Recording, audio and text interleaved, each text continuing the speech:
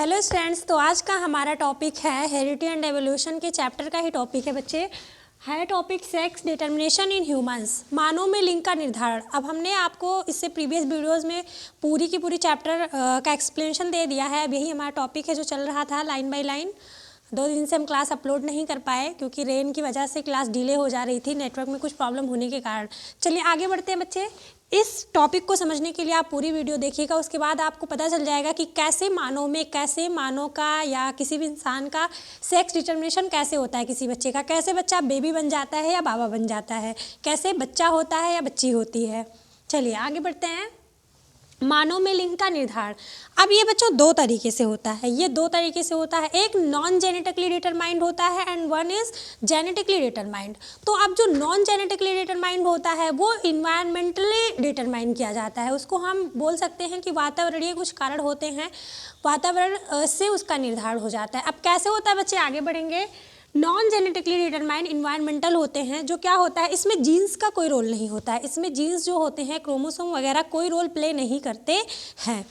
आगे बढ़ेंगे इसी के साथ। इसमें जो होता है इन्वायरमेंट रोल प्ले करता है। मेन चीज़ में टेम्परेचर ही रोल प्ले करेगा, तापमान जो है वातावरण का वही रोल प्ले करेगा। मतलब कि जब हमारा, अब इसमें देखा क्या जाएगा, जैसे टर्टल्स, एलिगेटर, क्रोकोडाइल्स वगैरह में ऐसा होता है कि इनका अगर, या फिर कुछ लिजार्ड में भी होता है, इनकी जो एग्स हैं, फर्टिलाइज करने वाले एग्स होते हैं, अंडे होते हैं निषेचन के लिए, तो जब फर्टिलाइजेशन होता है तो इनको अगर कुछ में तो ऐसा होता है, कुछ ऑर्गेनिज्म में ऐसे जिनमें नॉन जेनेटिकली डिटरमाइंड होते हैं कि जब इनका फर्टिलाइजेशन के लिए एग रखा जाता है तो टेम्परेचर ज़्यादा मिलने से कभी कभी फीमेल का निर्माण हो जाता है एंड कभी कभी मेल बन जाता है टेम्परेचर डाउन होने की वजह से। और किसी किसी में होता है कि टेम्परेचर हाई होने पर मेल का निर्माण होता है और लो होने पर फीमेल बन जाती है। किसी किसी में यही चीज़ अपोजिट हो जाती है।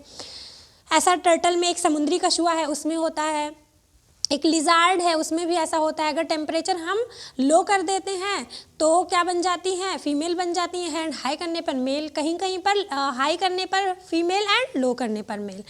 ये हो गए नॉन जेनेटिकली। अब स्नेल में ऐसे ही कुछ ऐसे ऑर्गेनिज्म है जिनमें मेल फीमेल दोनों बनने की क्षमता होती है।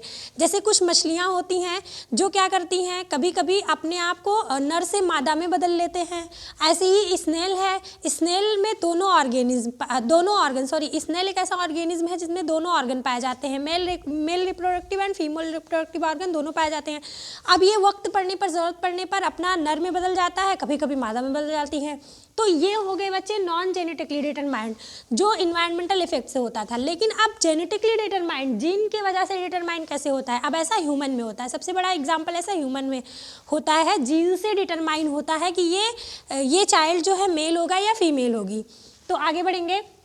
अब देखिए ह्यूमंस में होते हैं 46 क्रोमोसोम्स।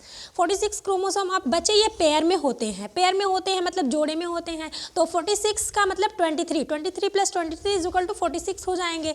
अब 23 पेयर्स होती है। अब देखिए ऐसे होते हैं क्रोमोसोम्स, ये ऐसे एक्स, ये देखिए एक्स के प्रकार, एकदम एक्स की नुमा आकृति होती है इनकी, ऐसे होते हैं। ये एक क्रोमोसोम हो गया, एक क्रोमोसोम हो गया। ये ऐसे ऐसे 23 क्रोमोसोम करते चले जाएंगे। डॉट डॉट डॉट मैंने लिख दिया है, इतना ज़्यादा बनाने की जरूरत नहीं थी। अब जो 23rd क्रोमोसोम होता है, 23वें नंबर का क्रोमोसोम, यही करता है सेक्स को डिटरमाइन, सेक्स क्रोमोसोम, इसी को हम बोलेंगे बच्चे। अब जो है लास्ट 23 पेयर वाला है क्रोमोसोम, यही सेक्स को डिटरमाइन करेगा। अब कैसे करेगा, देखिए अगर फीमेल होती है तो इनमें जो ये होता है दोनों ही XX होते हैं, दोनों ही XX होते हैं। फीमेल में दोनों ही हमारे XX होंगे। अब यही चीज़ जो होगी मेल में XY होती है, मेल की गैमेट्स जो होंगी XY होंगी। अब होता क्या है, सबसे पहली चीज़ तो XX, फीमेल में XX होती है, इसलिए इनको परफेक्ट पेयर ऑफ क्रोमोसोम बोला जाता है। लेकिन मेल में XY होने के कारण इसको मिसमैच पेयर बोलते हैं, क्योंकि जो बेटा Y वाला पेयर है ये X वाले पेयर से थोड़ा सा छोटा होता है। So that's why we called the male pair of chromosome is mismatched pair, जो 23 नंबर का है, क्योंकि X वाला क्रोमोसोम बच्चे थोड़ा सा स्मॉल होता है Y वाले से, इसलिए मिसमैच्ड पेयर बोलेंगे। अब होता क्या है बच्चे, ये देखिए ये ओवम है एंड ये स्पर्म है। ओवम क्या होता है? ओवम फीमेल का जो एग होता है फर्टिलाइजेशन का, उसे ओवम कहते हैं, एंड मेल का जो एग है फर्टिलाइजेशन का, उसे स्पर्म कहते हैं। अब देखिए जब फ्यूजन ऑफ गैमेट्स होता है, जब गैमेट्स आपस में फ्यूज करते हैं, मिलते हैं, फर्टिलाइजेशन की प्रक्रिया होती है, निषेचन की प्रक्रिया होती है, तब होता क्या है? देखिए, एक अगर फीमेल का तो दोनों ही एक्स है, फीमेल तो अपना एक्स देगी, हर हाल में देगी, क्योंकि उसके पास परफेक्ट पेयर है, लेकिन मेल के पास एक्स एंड वाई है। तो होगा क्या यहाँ पे? फीमेल का तो एक्स जाएगा, हर हाल में जाएगा, एक्स ही है उसके पास तो एक्स ही देगा। लेकिन अगर मेल का एक्स कैरिंग क्रोमोसोम आ गया, एक्स कैरिंग जो है क्रोमोसोम वाला स्पर्म आके फीमेल के इसको फ्यूज को किसी भी एग को फ्यूज करेगा, तब तो बेबी क्या हो जाएगा? फीमेल हो जाएगी। क्या हो जाएगी? बच्ची हो जाएगी।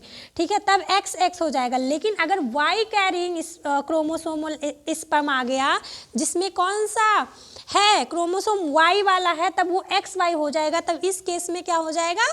चाइल्ड हो जाएगा, बच्चा, बेबी हो जाएगा, आपका बच्चा हो जाएगा बेबी जो है। तो यहाँ पर हमने देखा कि इसमें फीमेल का तो कोई योगदान नहीं है, फीमेल से तो नहीं सेक्स डिटरमाइन हो रहा है ना, फीमेल को, क्योंकि ओवम दोनों में ही एक्स है।